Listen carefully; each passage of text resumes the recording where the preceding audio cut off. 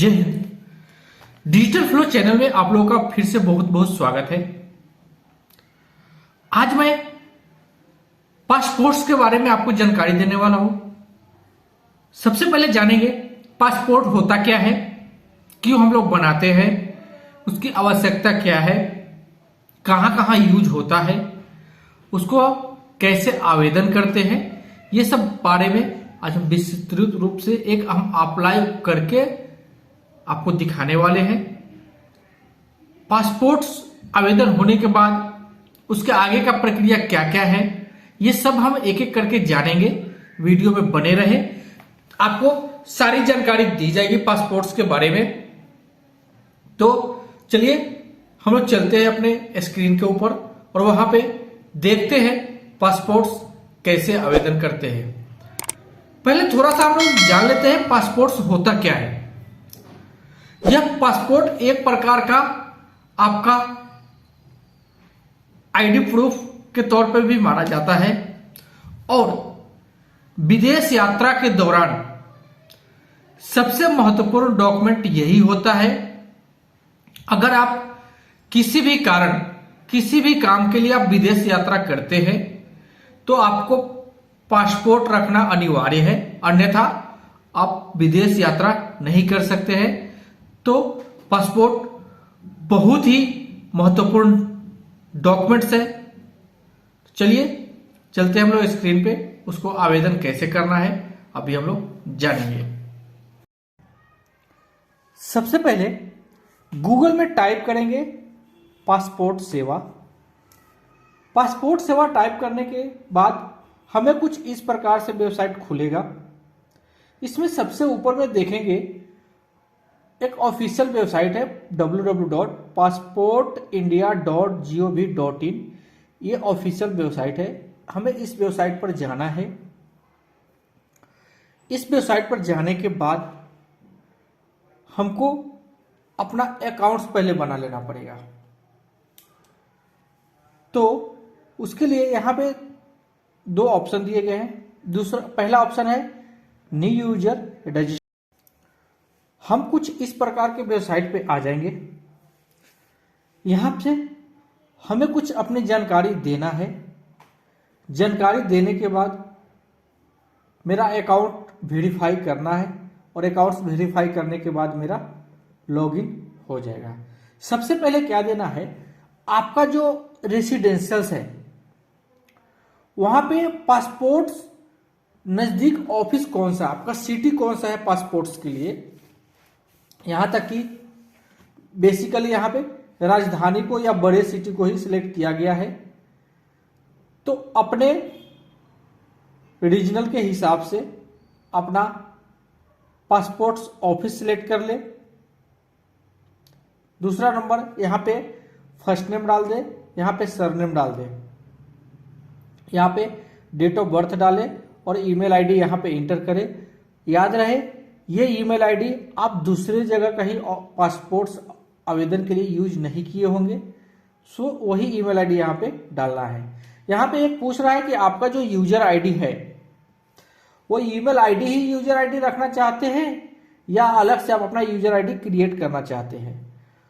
तो आप अपने हिसाब से जो चाहिए वो रख सकते हैं। यहाँ पे पासपोर्ट क्रिएट कर लेना है, पासवर्ड क्रिएट कर लेना है। पासवर्ड आपका स्ट्रॉन्ग पासवर्ड होना चाहिए। उसके बाद में आपको यहाँ पे एक क्वेश्चन सिलेक्ट कर लेना है। कोई भी एक क्वेश्चन सिलेक्ट करके उसका आंसर यहाँ पे टाइप कर देना है। नीचे उसमें कैप्चा टाइप करना है। कैप्चा टाइप करने के बाद में रजिस्टर पे क्लिक कर देंगे। जैसे ही रजिस्टर पे क्लिक करेंगे आप जो ईमेल आईडी दिए हैं उस ईमेल आईडी पे एक मेल आएगा। उस मेल को वहां से आपका अकाउंट वेरीफाई करना है। जैसे ही आप वहां से अकाउंट अपना वेरीफाई कर लेंगे आप लॉगिन होने के लिए आपका अकाउंट एक्टिव हो जाएगा। तो ये प्रोसेस है इसका रजिस्ट्रेशन का, बहुत ही सिंपल रजिस्ट्रेशन प्रोसेस है। चलिए अभी हम चलते हैं पासपोर्ट्स ऑफिस पे लॉगिन करके कैसे उस पे आवेदन करना है, क्या क्या डाटा फिल करना है। हमारे केस में मैंने अपना लॉगिन आईडी, अपना ईमेल आईडी ही रखा हूं, तो मैं अपना यहाँ पे ईमेल आईडी डाल दिया हो, हम इसको अब कंटिन्यू करेंगे, अपना पासवर्ड डालेंगे और उसमें हम लॉगिन हो जाएंगे। ईमेल आईडी डालने के बाद हम अभी आ गए हैं पासवर्ड पेज पे। यहाँ पे हमको पासवर्ड और जो दिया हुआ कैप्चा है, ये कैप्चा हमको सेम यहाँ पे टाइप कर देना है। जैसे ही कैप्चा हम टाइप करेंगे उसके बाद में लॉगिन पे क्लिक करना है। लॉगिन पे क्लिक करने के बाद में आप पासपोर्ट सेवा के पोर्टल पे आप लॉगिन हो जाएंगे। लॉगिन होने के बाद आपका ये डैशबोर्ड कुछ इस प्रकार से रहेगा। इसमें बहुत सारे ऑप्शंस दिए गए हैं रजिस्ट्रेशन के लिए। आप बहुत सारे सर्विसेज का यहाँ से लाभ ले सकते हैं। यहाँ पे मैंने सबसे पहले आपको यहाँ पे कुछ ऑप्शंस दिए गए हैं, उसके बारे में आपको बता देते हैं। पहला क्या है, व्यू सेव्ड सबमिटेड एप्लीकेशंस। इसमें क्या होगा, आपने जो भी अभी तक एप्लीकेशन आवेदन किए हैं वो सब यहाँ पे आपको दिखेगा। जो भी सबमिट किया है, आवेदन किया हुआ है, सब यहाँ पे दिखेगा। यहाँ से नया आवेदन कर सकते हैं। पुलिस क्लियरेंस सर्टिफिकेट पीसीसी जिसको बोलते हैं, वहां वो अप्लाई करने के लिए आप यहाँ से करेंगे। डोमेस्टिक ऑफिशियल पासपोर्ट्स के लिए आप यहाँ से अप्लाई करेंगे। आइडेंटिटी सर्टिफिकेट के लिए यहाँ पे अप्लाई करेंगे। सरेंडर सर्टिफिकेट लेना है तो आपको यहाँ से अप्लाई करना होगा।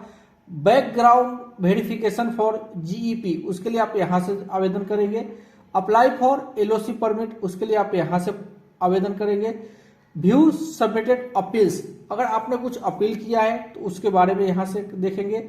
और लीगल लॉग अपील, आपका भी जो भी अपील किया था उसके बारे में डिटेल आएगा। तो बेसिकली अभी नॉर्मल जो पासपोर्ट्स लगते हैं कहीं आने जाने के लिए, तो ये अप्लाई फॉर फ्रेश पासपोर्ट या री इशू पासपोर्ट पे हम क्लिक करेंगे। अगर आपका वैलिडेट खत्म हो गया है तो आपको यहाँ से री इशू कराना पड़ेगा। यहाँ पे दो प्रकार से आवेदन का प्रकार है, एक ऑफलाइन माध्यम है, दूसरा ऑनलाइन है।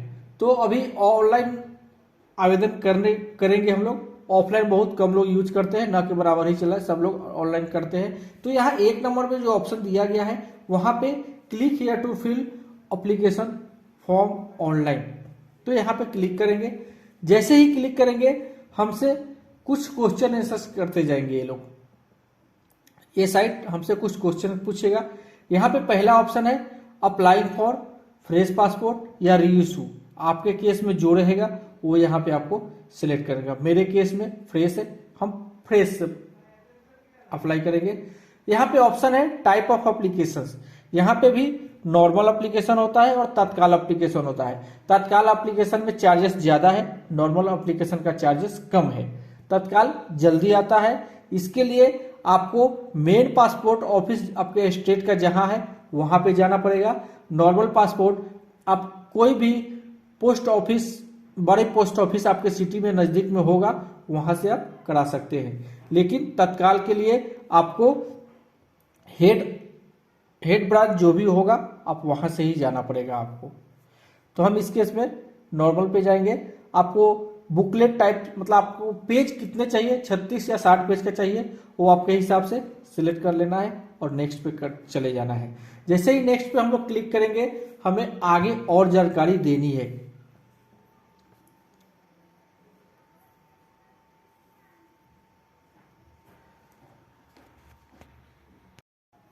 ये जो साइड में दिख रहा है ना, ये सब हमको फिल करना है। अभी मेरा पासपोर्ट टाइप में हो गया है। यहाँ पे applicant detail, family detail, present address, residential address, emergency contact detail, identity certificates या passport details, other detail, passport detail verification और सेल्फ डिक्लेरेशन, इतनी सारे हमको प्रोसेस करना है। उसके बाद में हमको पेमेंट का प्रोसेस करना है। तो अभी हम क्या करेंगे, यहाँ पे जो मेरा नाम है, सरनेम, नाम और मिडिल नेम दोनों इसी कॉलम में हमको भर लेना है। तो हम कुछ भी ABCD, अभी हम एक कुछ भी नाम यहाँ पे हम डाल देंगे अपने हिसाब से। अपना जेंडर सिलेक्ट कर लेंगे। जेंडर सिलेक्ट करने के बाद में यहाँ पे कुछ क्वेश्चंस है, उसका आंसर दे देना है। Have you ever change your name, तो हम तो या आप कोई दूसरे नाम से जानते हैं कि आपका नाम है क्या, नहीं, आपने कभी नाम चेंज किया है तो नहीं। यहाँ पे आपको डेट ऑफ बर्थ सिलेक्ट कर लेना है, तो अपने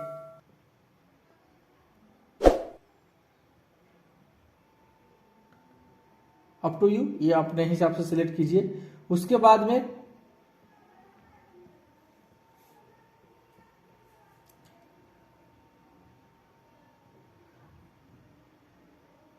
यहाँ पे प्लेस ऑफ बर्थ आपको सिलेक्ट करना है। अगर आपका बर्थ आउट ऑफ इंडिया हुआ है तो यहाँ पर यस करेंगे, तो फिर वो सब डिटेल आपको भरना पड़ेगा। अगर आप इंडिया के हैं तो कुछ भरने की जरूरत नहीं है। अपना सिटी सिलेक्ट कर लेंगे। सिटी डालने के बाद में आपको यहाँ से स्टेट सिलेक्ट करना है। स्टेट सिलेक्ट करने के बाद में आपका डिस्ट्रिक्ट सिलेक्ट कर लेना है। डिस्ट्रिक्ट जैसे ही सिलेक्ट करेंगे तो आपको आगे का फॉर्म है मैरिटल स्टेटस, तो आप आपके ऊपर जो अप्लाई होता है वो सिलेक्ट कर लीजिए। मैरिड है तो मैरिड, अनमैरिड है तो अनमैरिड। सिटीजन टाइप में आपका क्या है, रेसिडेंशियल है या डिस्टेंस, जो भी है वो आपको यहाँ पे सिलेक्ट कर लीजिए। हम यहाँ पे बर्थ के हिसाब से आप सिलेक्ट करेंगे, अच्छा रहेगा। पैन नंबर आपका कुछ है तो यहाँ पे दे दीजिए, अन्यथा छोड़ दीजिए। वोटर आईडी है दे दीजिए, अप्लीकेबल नहीं है लेकिन है तो दे दीजिए। उसमें आपका एम्प्लॉयमेंट कौन सा है, अपने एम्प्लॉयमेंट के हिसाब से यहाँ से आप सिलेक्ट कर लीजिए, आपका जो आपके ऊपर अप्लीकेबल होता है। हम कोई एक इसमें से सिलेक्ट कर लेंगे, हम अदर सिलेक्ट कर लेंगे। उसके बाद में यहाँ पे नो कर देंगे। इन केस ऑफ माइनर या कोई आपका पेरेंट्स का डिटेल यहाँ पे डालना है तो यस करेंगे। एजुकेशनल क्वालिफिकेशन, आपका जो भी एजुकेशन है उसके हिसाब से डाल दीजिए। उसके बाद में यहाँ पे यस रहने देंगे।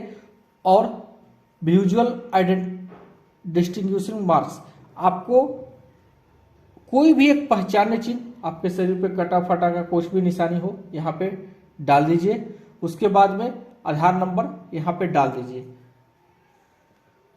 और यहाँ से आप यस पे क्लिक कीजिए और सेव पे आप क्लिक कीजिए। सेव माय डिटेल, आप पहले फॉर्म को सेव करते जाएंगे। हमें हमेशा बार बार सेव करना है डाटा। अगर बाय चांस मेरा फिल नहीं हो पाता है तो हमको सब फिर से भरना पड़ेगा। अगर हम सेव पे क्लिक करते रहेंगे तो हमें सब डिटेल दोबारा डालने की कोई आवश्यकता नहीं है। उसके बाद हम नेक्स्ट पे क्लिक करेंगे। नेक्स्ट पे क्लिक करने के बाद में ये आधार नंबर मांग रहा है तो हम कोई एक आधार नंबर ऐसे ही इंटर कर देंगे एग्जाम्पल के लिए। इससे कोई ज़्यादा इशू नहीं होने वाला है। तो जैसे ही हम आधार नंबर डिटेल डाले तो हमें यहाँ फैमिली डिटेल देना है। हमारे पिता का नाम देना है, उनका सरनेम जो भी होगा,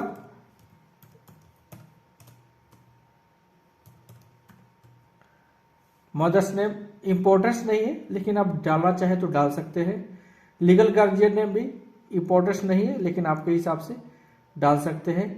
सपोज स्पाउस का नाम डालना है आपको।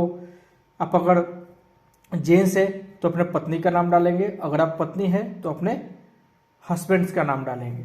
जो भी आपके केस में जो भी आपका नाम है उस हिसाब से आप डाल सकते हैं और अपना फिर यहाँ पे हम सेव डिटेल पे क्लिक करेंगे। हमेशा ये प्रैक्टिस रखना है कि हमको एप्लीकेशन बार बार सेव जो भी फिल करें उसको हम सेव कर दें, डाटा मिस नहीं होगी, नहीं तो सब दोबारा फिर से डालना पड़ेगा। वो होने के बाद हमें यहाँ पे अपना प्रेजेंट एड्रेस डिटेल देना है जो भी हो आपके केस में।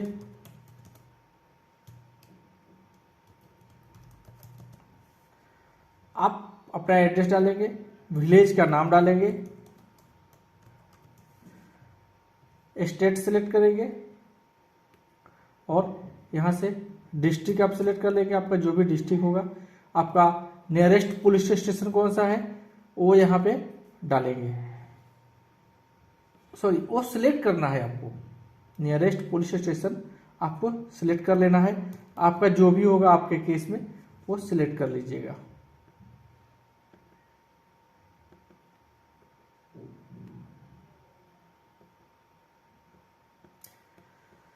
ओके। उसके बाद में आप यहाँ पे पिन कोड डाल सकते हैं।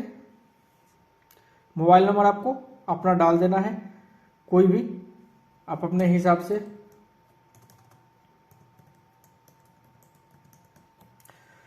टेलीफोन अभी तो वैलिड नहीं है। ईमेल आईडी अपना, आपका जो भी ईमेल आईडी होगा abcd@, आप अपना ईमेल आईडी डाल देंगे। उसके बाद में आपसे ये पूछा जाएगा कि ये जो आपका परमानेंट एड्रेस अवेलेबल है क्या, तो यस करना है। फिर आपसे पूछेगा आपने जो प्रेजेंट एड्रेस है वही परमानेंट एड्रेस है क्या, तो फिर यस कर दीजिए। और अन्यथा नो करेंगे तो आपको फिर से एड्रेस डालना पड़ेगा। इसको हमको फिर से सेव कर देना पड़ेगा। आपको एसएमएस आएगा जो नंबर आपने दिया है उस पर।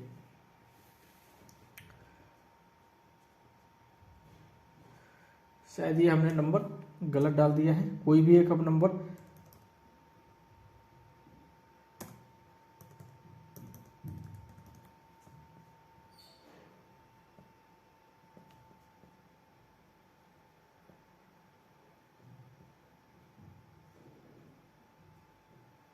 ठीक है, मेरा सेव हो गया। अब हम नेक्स्ट करेंगे। ये बार बार पूछेगा आपको, इसको ओके ओके करते जाना है, यस करते जाना है। उसके बाद में फिर आगे का डिटेल मांगेगा, आपका इमरजेंसी कॉन्टैक्ट डिटेल। आपको क्या करना है, आपके घर के किसी एक सदस्य, उनका नाम, जो भी नाम रहेगा उनका नाम डालना है। नाम के साथ साथ उनका एड्रेस भी डालना है, उनका मोबाइल नंबर भी डालना है, कोई भी एक मोबाइल नंबर उनका जो भी होगा वो डाल देना है। ईमेल आईडी है तो डाल दीजिए, अन्यथा जरूरत नहीं है। उनका एड्रेस लेकिन डालना है, उनका नाम और एड्रेस दोनों डालना है। उसके बाद में फिर से नेक्स्ट करना है। नेक्स्ट पे करने के बाद में यहां से आपसे कुछ क्वेश्चंस पूछे जाएंगे कि क्या आप कभी पासपोर्ट के लिए अप्लाई किए थे, या आपका पासपोर्ट जो है, आपके पास जो पासपोर्ट पहले अप्लाई किया उसका अवेलेबल है क्या। अगर डिटेल अवेलेबल करेंगे तो आपको डिटेल डालना पड़ेगा, अन्यथा इसको नो कर देंगे। डिटेल नॉट अवेलेबल करेंगे। आपने कभी पासपोर्ट अप्लाई किया है लेकिन इशू नहीं हुआ है, ऐसा कुछ केस है, तो यहाँ पे येस या नो सिलेक्ट कर सकते हैं। फिर से आप डाटा को सेव करेंगे। डाटा सेव करने के बाद में नेक्स्ट करेंगे। नेक्स्ट करने के बाद में हमें और कुछ जानकारी यहाँ पे पूछ रही है, तो यहाँ पे हमको सबको नो कर देना है। एक तरफ से सबको पकड़ के नो कर देना है।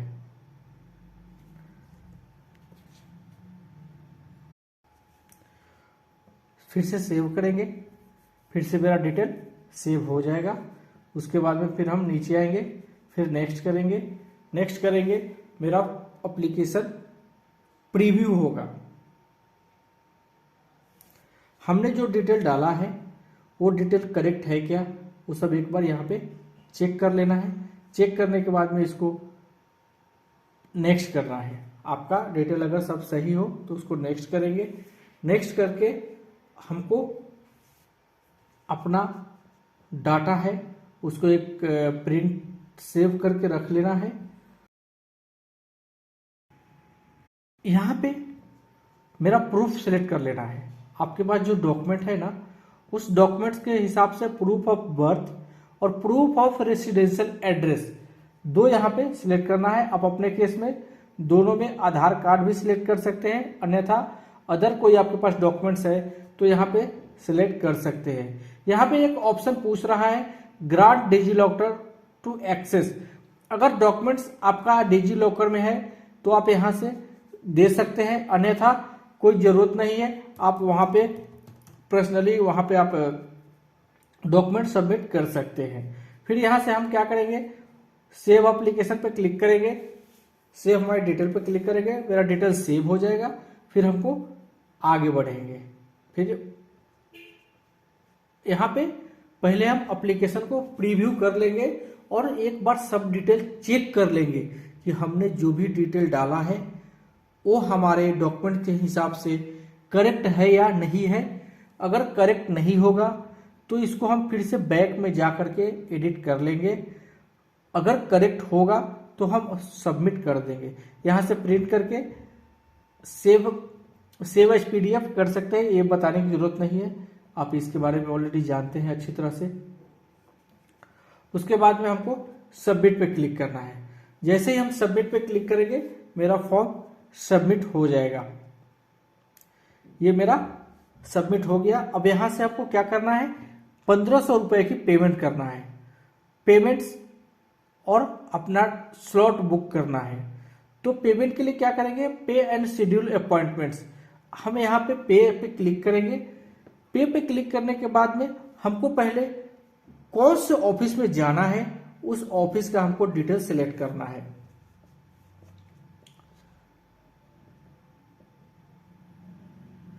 यहां से क्या किया, हमने ऑनलाइन पेमेंट्स का ऑप्शन चूज कर लिया। यहां से दो ऑप्शन है पेमेंट्स का, चालान पेमेंट है और ऑनलाइन पेमेंट है। चालान पेमेंट के लिए आपको जो चालान निकलेगा वो एसबीआई ब्रांच में लेकर के जाना है, वहां से आपको पेमेंट करना है। लेकिन हम ऑनलाइन भी आप कर सकते हैं, बहुत सारे मेथड है ऑनलाइन के लिए, यूपीआई, बहुत सारा पेमेंट्स ऑप्शन है, उसके थ्रू से आप कर सकते हैं। ऑफलाइन में टाइम लग जाता है 2 दिनों का, तो बेहतर रहेगा कि आप ऑनलाइन ही सिलेक्ट कीजिए, आपको तुरंत अपॉइंटमेंट मिल जाएगा।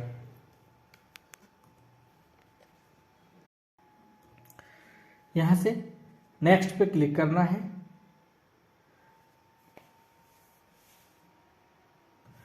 अब यहां पे हमको शेड्यूल अपॉइंटमेंट के लिए हमको अपना नियरेस्ट लोकेशन सिलेक्ट करना है।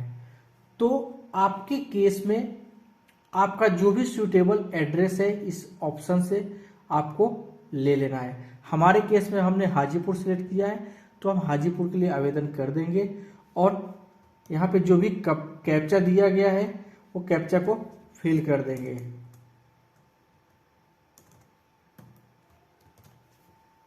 और नेक्स्ट पे क्लिक करेंगे। नेक्स्ट पे क्लिक करेंगे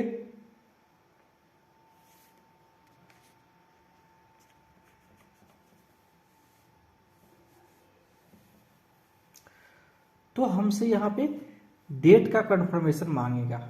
देखिए अब यहाँ पे क्या करना है कि आपका यहाँ से शेड्यूल सिलेक्ट करना है कि आपके केस में वहाँ पे कब अवेलेबल है। तो यहाँ पे ग्रीन में दिखाएगा कि 16 को भी अवेलेबल है, 17 को भी अवेलेबल है, 18 को भी अवेलेबल है, 19 को भी अवेलेबल है, 20 को भी अवेलेबल है। मीन्स कल से 5 दिनों तक रेगुलर अवेलेबल है। शेड्यूल यहाँ पे बुक कर सकते हैं आप अपने सूटेबिलिटी डेट और टाइम के हिसाब से उसको सिलेक्ट कर लेंगे और यहाँ से पे एंड बुक अपॉइंटमेंट पे क्लिक कर लेंगे।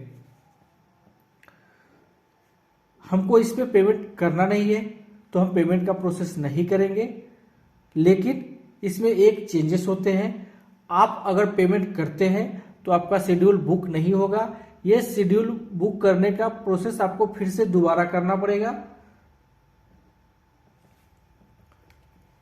सेम प्रोसेस करना है, आपको बताता हूं क्या करना है। मैं वहां पे जाता हूं, यहां से आप पेमेंट करेंगे, हमको ये करना नहीं है, इसके लिए हम इसको कट करते हैं।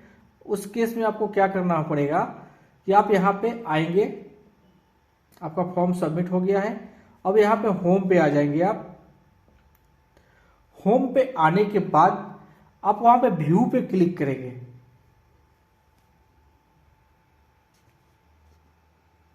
यहाँ जो व्यू एंड सबमिट पासपोर्ट है, view saved and submit application है, इस पे क्लिक करेंगे। कुछ इस प्रकार से मेरा यहाँ पे फॉर्म दिखाएगा। ये मेरा फॉर्म है जो भी मैंने फिल कर रहा था, लेकिन ये फॉर्म हुआ नहीं। तो यहाँ पे हम क्लिक करेंगे, यहाँ पे इसको सिलेक्ट कर लेंगे। सिलेक्ट करने के बाद आपका जो भी रहेगा सब दिखाएगा इसमें कि आपने कितना फॉर्म भरा है, वो सब दिखेगा। यहाँ पे पेमेंट एंड अपॉइंटमेंट का ऑप्शन है, तो हमको इस पे जाना है और पहले ट्रैक पेमेंट स्टेटस कर देंगे, क्योंकि आपका जो पेमेंट है वो हुआ नहीं रहेगा या फिर जो भी कुछ हुआ है आपके केस में वहां पे देख लेंगे। ट्रैक पेमेंट का जैसे यहाँ से आपने पेमेंट किया है तो यहाँ पे ऑप्शन आ गया है। अगर पेमेंट आपका सक्सेस हुआ रहेगा तो पहले यहाँ से आपको क्लिक कर देना है और उसके बाद में फिर से जैसे ही आप क्लिक करेंगे, अगर आपका पेमेंट सक्सेस हुआ रहेगा तो ये आपको सक्सेस यहाँ पे लिख देगा, अन्यथा डिक्लाइन करके आपको फिर से पेमेंट मांगेगा। जब तक आपका पेमेंट सक्सेस नहीं होगा आप बुक नहीं कर सकते हैं। ये होने के बाद में इसको सक्सेस करा लेना है। उसके बाद फिर व्यू एंड सेव पे चले जाना है। आपका जो भी डॉक्यूमेंट है यहाँ पे आ जाएंगे। वो होने के बाद में आपको फिर से वही प्रोसेस करना है पे एंड अपॉइंटमेंट का।